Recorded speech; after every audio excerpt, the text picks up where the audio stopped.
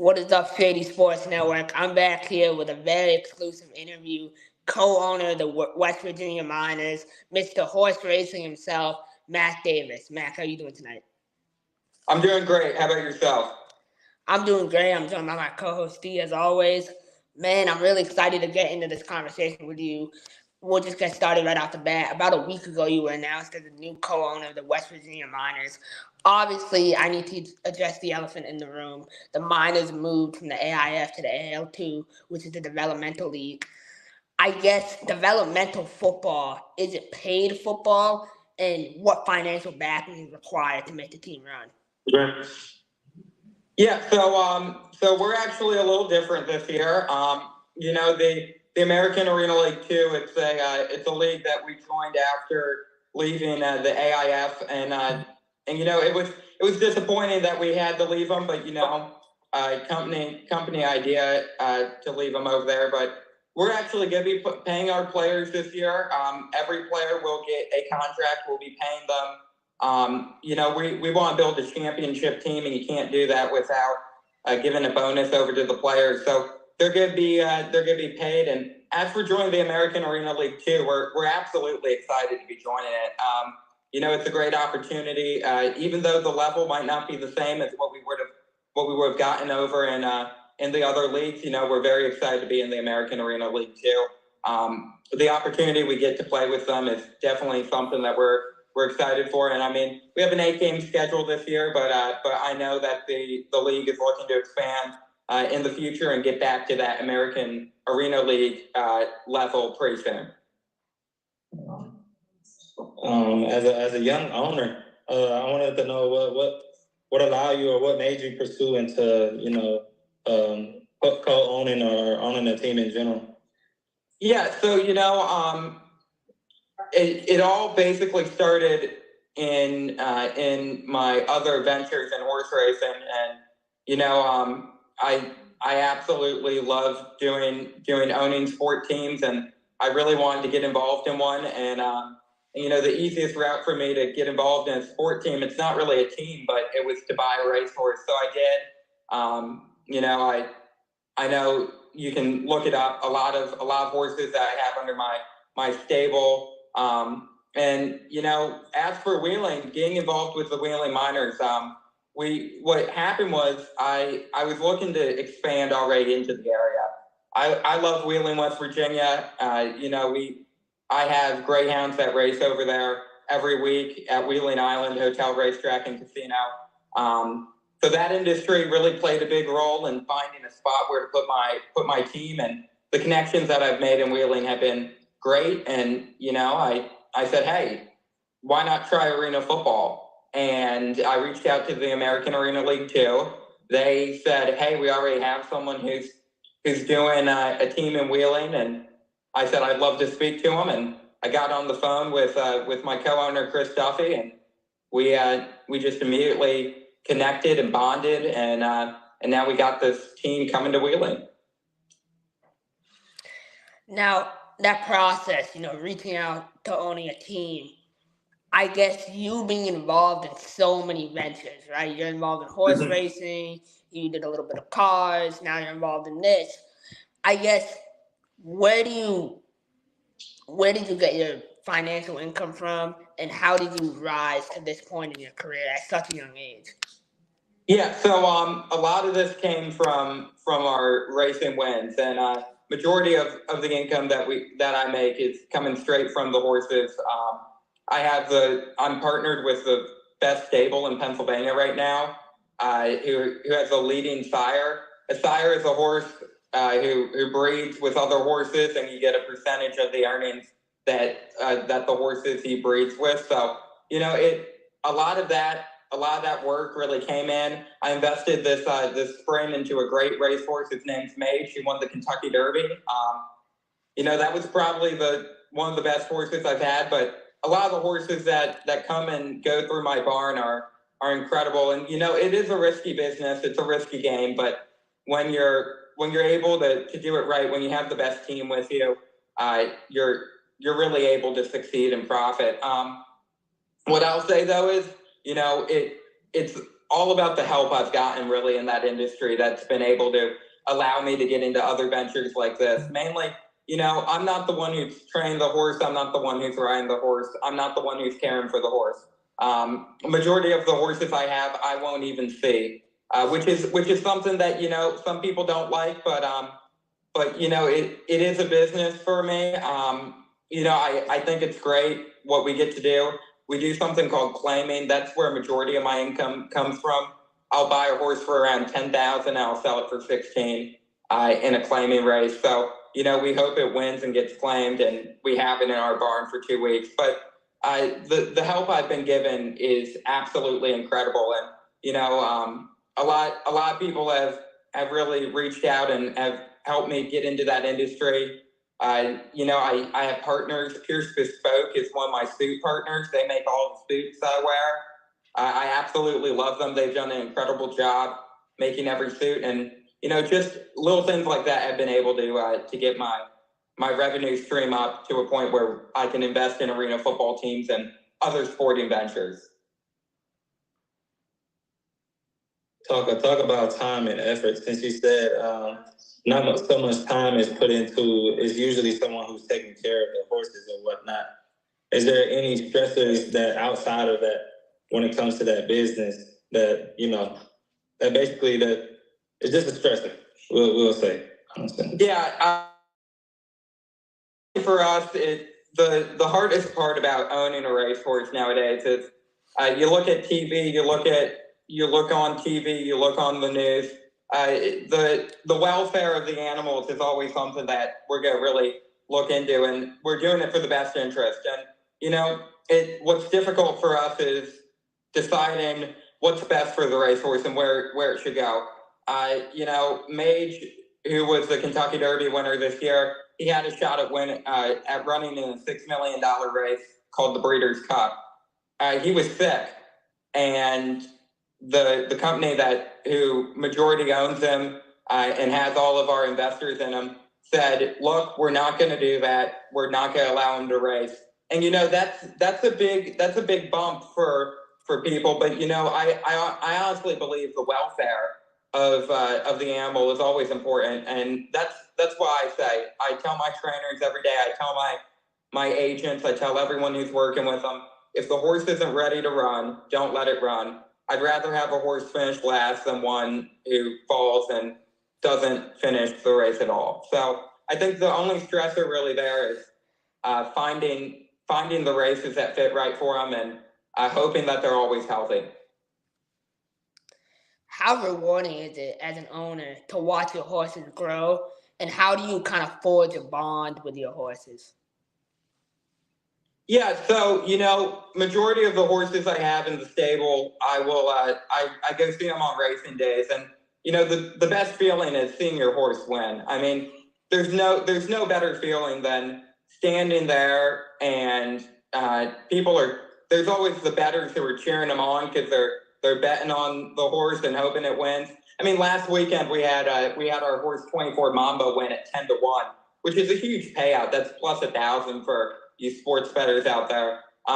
It was awesome that it's always awesome to see them run and win, and just you kind of get to see them after the race, and you take your picture with them, and you give them a nice pat on the back, and you say, "Good job, buddy."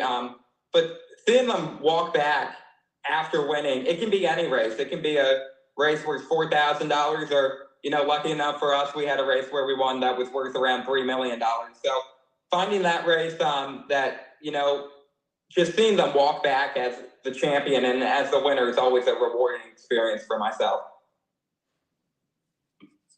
So having said with the horse races, so when it comes to a horse winning a race, in a sense, would you say, do you keep that horse and venture off into another race and place more bets, or do you maybe buy another horse for a certain type of race or whatnot?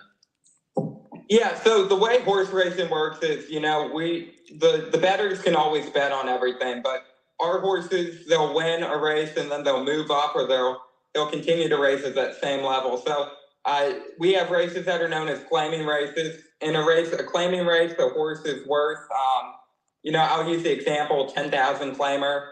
You can buy any horse in that field for $10,000. So I enter my horse in knowing that it could be bought by someone for $10,000, and I'm okay with that. For a lot of us, we look at it as a business rather than like a pet or something. But I definitely think even though they are a business, we treat them like we're their family. And I'll say I lost one of my horses in a claiming race about a month ago. My friend Spear, who got claimed for 12.5, and it was really even though I didn't really have a good bond with him, as in I wasn't there with him every day or anything. I only really went to the track to see him run. He just ran under my silks and my stable name. It was disappointing to see him go, mainly because, you really hope for the best for those horses, but claiming races make 75% of all horse races. So, you gotta let them go sometimes. And that's really a disappointing part for us, but that's part of the business. So you go in knowing that. Now, I see personally a lot of people on the internet, and people have said to me, "Oh, horse racing is rigged," and I don't agree with that at all. The work that goes into it's like any other sport. You have to get the horse conditions. What do you think horse racing as a whole can do to kind of eliminate that conspiracy theory and prevent rigging from happening? Well, whenever you're using people as betting objects, it could be highlight, it could be UFC, it could be whatever. There's always going to be folks who say that it's rigged or something. But for horse racing, greyhound racing, both of those are two ventures I'm in. I gotta tell you, it would be really hard to rig a race. I mean, you can't do it. My horse won it 10-1 last week. It wasn't rigged. It was the best horse in the field. We had the best jockey on him, gave him the best ride. I think the problem is in any sport where you're using people as wagering entertainment, there's always going to be folks who believe that it's rigged. And you know what? There will always be a case where maybe there was. Maybe this one jockey could have hit the horse 2 more times with the way.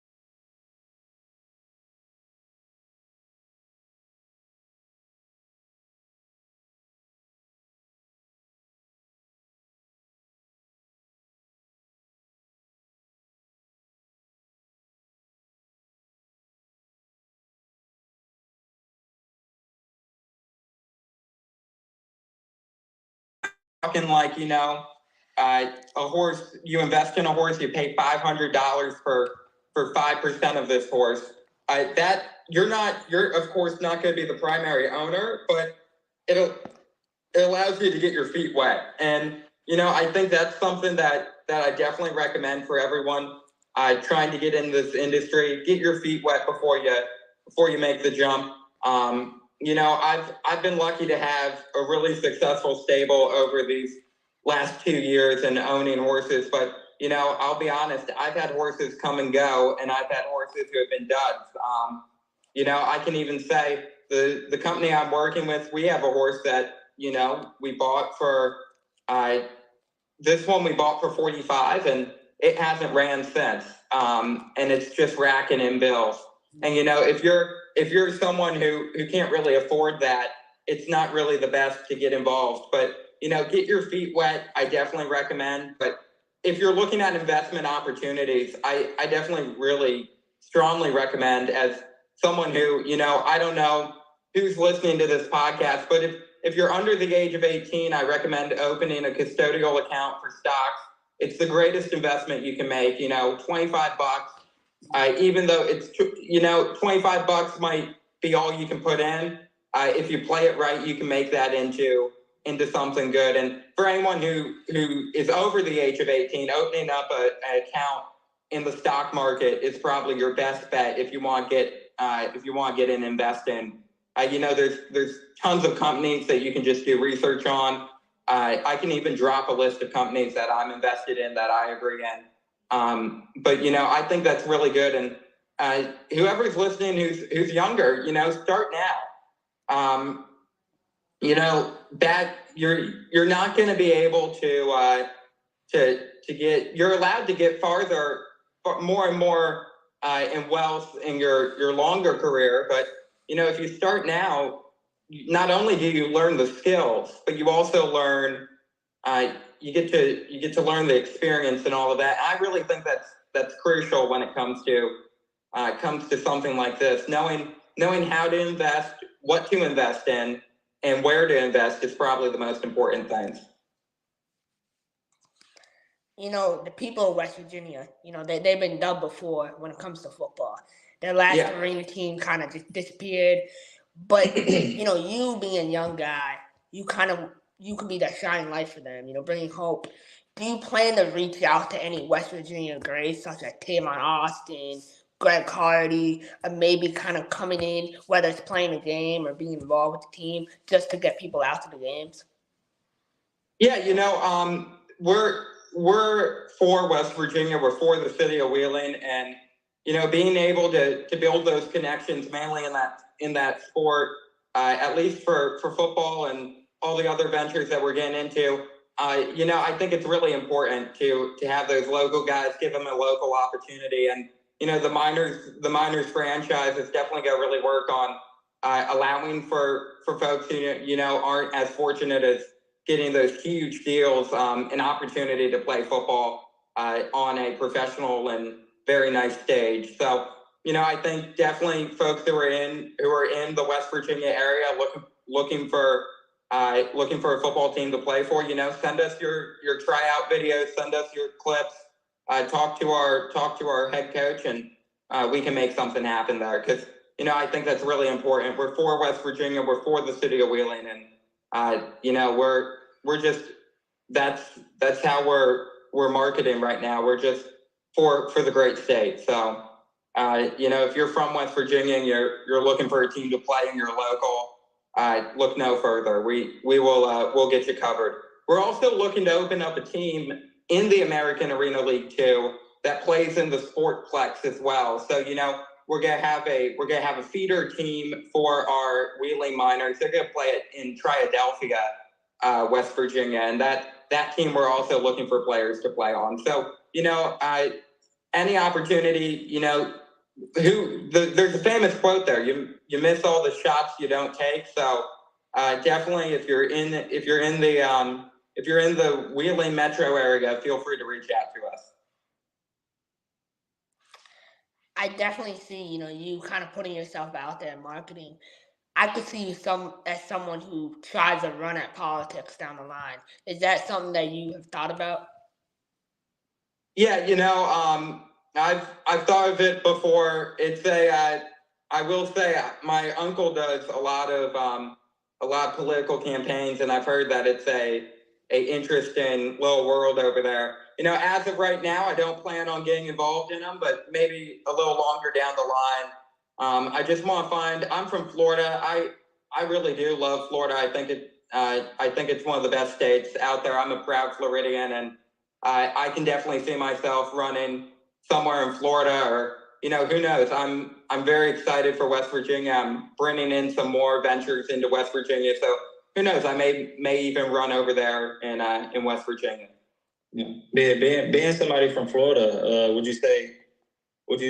you have ventures in West Virginia, would you say business would be going into Florida also, not as that being your home state, or was it? Yeah, I've been living in Florida for so long. I mean, it's truly the hometown for me. I was born in St. Petersburg, Florida, so I definitely want to try and bring arena football back to the Tampa Bay area. I mean, that's how I fell in love with the game. I went to a Tampa Bay Storm game, former arena football team there, and I saw them play the Cleveland Gladiators. It was that was the Arena Football League back in the time, and I believe that was 2017, and it was like one of the moments where I said, you know what, this is a sport I love, and I definitely want to get involved. And seeing the Storm go away was disappointing, and then the Tornadoes came in, they went away, and it seems like Amalie Arena would be the only spot really for arena football, but that would be where I'd want to put a team. As for Florida, though, with arena football, they're booming. I mean, Orlando, Tallahassee's getting a team, and so is Jacksonville. So, maybe we have to sprinkle it down over here. Fort Myers, Miami, or Tampa area would be my top choices. But I definitely want to bring the sport more south and bring it down to the southern parts of Florida.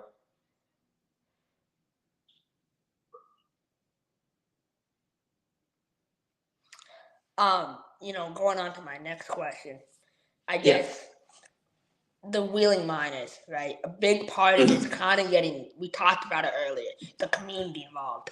Are you hiring a full ticket staff, promotional staff, or are you kind of going more of the internship route? I saw you hired a full-time graphic design person, Moose. He's really, really great at what he does. Are you considering, okay, I want to hire a full-time staff that's on a full salary, or I want to go more of the younger route, intern route? What are you thinking right now? Yeah, so, I always think for at least a starting league and a starting team, going the intern route is probably the best way to go. But, our internships are going to be really dynamic. They're going to be really working with everyone. We're going to be giving referrals out to folks, and we're not expecting, at least for an intern, to stay with us forever. But we're hoping that what we can bring for them is not only a great work experience, but one that they'll remember for years to come. And if someone tells me later down the line, hey, thanks for the internship, I was able to do ticket sales here. Now I'm doing ticket sales for MLB, NFL, NBA team. I'd be ecstatic for them. And I think that's really, really what we want to do. And, I really say, and I really do try to practice this in any venture that I have. How old you are doesn't mean you can't do the job. And, I found that out pretty early in my career.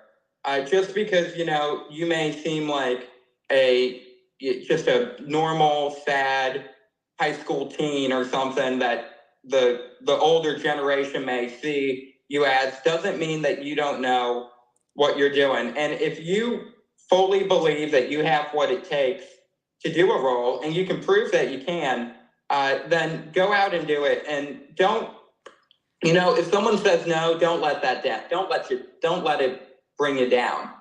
Find another group, find someone who'll take you, and they're out there. I'll be honest, I can't do anything that I have done right now without the help that I've been given. Mainly, I started off so young. I started at 13, starting to build my expenses, build my wallet, and I think that's really what this younger generation needs to have. The opportunities are there, and as someone who is part of that generation, I want to bring it over. And any sport venture I get into, any football team I open up, I'm even looking at franchising locations in 2025. We've mentioned Bridgeport, Connecticut already. I don't know. We've been talking with the American Arena League 2 to bring a team to Bridgeport. So Just any opportunity that you get, I always take it. And even though it's an internship, learning that will really make you stand out as a candidate. Having that experience, and it not only will help you here, but will also help you in your academics. So I really recommend getting involved in those. So I talk about the time and effort with it in order to get all these deals, not alone just owning a team, but having to provide food, having to provide, everything else that the players need. What would you predicate, or what would you say, who does most of the ground shaking or the work behind the scenes in order to put you in the position that you are now? Yeah, so right now we just hired our general manager, but Chris and I have been doing, and Chris, me, and a couple other guys who've been working with us have been doing a lot of the work, getting people in, getting clients. We're working with community partners right now who have been incredible for us. I mean, the amount of reach we've gotten and the response we've gotten from the city of Wheeling has been incredible. I totally believe that Wheeling has a special place in its heart for arena football, and being able to bring arena football back to the city is really special for us. I mean, for me, I'm looking at it. We rent the stadium out for the whole night. We rent it for 24 hours. We're bringing youth football. We're doing youth football clinics and everything. We're really focused on being Wheeling's team, not just a team who plays football there, but a team who's there supporting the city and all of its great ventures. And I'm really trying hard. Chris, me, and everyone else are really trying hard to bring a championship back to the great city of Wheeling. So that's one that we really want to get done. I mean, you can see I have a collection of championship rings here. Folks who are listening, they're right behind me, but I can always use another one. And I think one with the Wheeling Miners would be one that would be very special to have.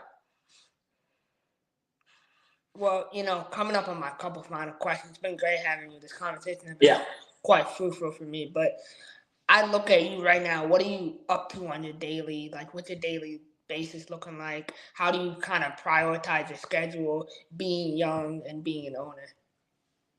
Yeah, so daily business right now has been a little hectic. Adding this arena football team, the Miners, and venturing out into some other sports that will be named later, including the another football team that's not arena football, but that is in a much larger arena. Not arena, but a much larger venue in Texas. So it's been a little hectic, but we're managing. We're getting through. Being able to go to the racetrack on Friday, Saturday, and Sunday has really been helping out.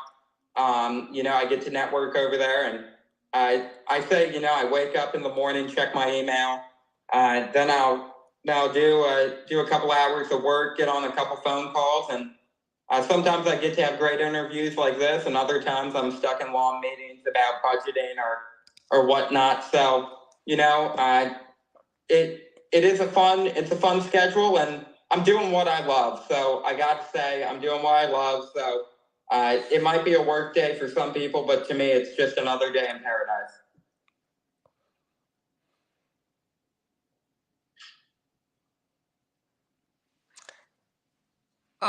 So, kind of looking towards this season, I guess you look at your budget, you look at where you're at overall. When you talk about venturing into other sports, how are you going to tie horse racing in all of this? Are you going to make your horse racing like the horse a partner of a team so you can kind of get that funneling through? Or how are you going to connect horse racing with this new venture? Yeah, so, right now, all of our sport teams are going to be put in locations where there are active racetracks that are near them. Active racetracks, active greyhound tracks. Wheeling's home to the Wheeling Island Hotel Racetrack and Casino, which is the greyhound track. The National Greyhound Association is needing support. So part of that was really coming into the business and being able to help the National Greyhound Association out as well. They gave me an incredible opportunity to be able to join them and get a greyhound. I have a greyhound named Jumping Jill, who is at Charter Kennels right now, who is one of the most beautiful dogs I've ever seen. I mean, she's perfect. She's quick. She's incredible, and she's gonna be. I don't know if she's gonna be the official animal. We might have more. Who knows? But she'll be the official dog of the Wheeling Miners. So she'll be out there on opening day. We're gonna let her showcase her quick running. She runs at 45 miles per hour. So she's a quick little fella, and she'll be out there. But for at least for the minors, we're really focused on building that relationship with the racetrack and casino over there. But for the other teams, like the team in Texas and Louisville, which I don't know if you guys know, Louisville's home to Churchill Downs and the Kentucky Derby, which is the greatest horse race you can ever win. We were fortunate to win it this year. So we're going to really work with Churchill Downs and that sector for arena football over in Louisville. And that's the next big venture we're looking into. So we're very excited about it. A couple of the racetracks that we run in, West Virginia is home to Mountaineer Hotel, Racetrack, and Casino, as well as Charlestown, two horse tracks. And what I did was I put some of my horses over there. We're going to be running with our jersey. Our jockey's going to be wearing the jersey of our football team, and we're going to be known as Wheeling Miners Racing. And we're going to hopefully run in the West Virginia Derby this year. It just depends on what horse we can get into that race. As an owner, would you say, would you be one of the owners that are more hands-on, or would you be the owner that's kind of behind the scenes and just watching the team from afar, you could say? Yeah, no. Any venture I get into, I really want to be as involved as possible. I personally don't look at, this might be controversial, but the owners who just own teams to own a team are not the folks that I really like to network and work with. And it's mainly because, for me, once I put in cash and put in my bid for owning the team and co-owning this team in Wheeling, I want to make sure that the city, the players, the staff, they all know that I am committed to them. I'm not a guy who just put the money in and said, hope you do well. I'm one who is committed to the success of the team. And I want to make sure that everyone who I work with is just as committed and wants to see the team succeed. And that's truly how you make a good business, mainly in the minor league sports. In NFL and NBA, you don't need to. If you own the team, you don't need to do any work. You're fine. But you got to have billions of dollars to do that. So you're already well off. But, in this, seeing the